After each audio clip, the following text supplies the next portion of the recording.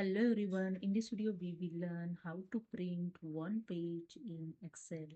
So let's start. This is my Excel and here I have some data. So here I'm going to print this data. To print this data, click on the File tab, then click on the Print option, and here you can easily print your documents. I just show you the second way. You press just Ctrl P to print this data. Okay. So in this data total 101 pages. So if you want to print only one page, then simply enter here the page number. Suppose if you want to print 86 page number, then enter here the 86. Okay.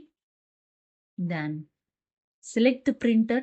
So here not have any printer added. So I select here the PDF to show you the one page is print or not. So I just click on the print option and here the PDF copy is saved. So 86 page. Okay, then I click for save and I open here my downloads folders. Okay, 86 page and page this PDFs and 4250. This is 86 page number. So I show you here. Again, I show you Control P.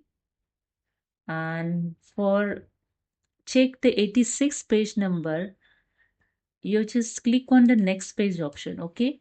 But instead of this, you just double click over here and click on enter here the 86. Okay.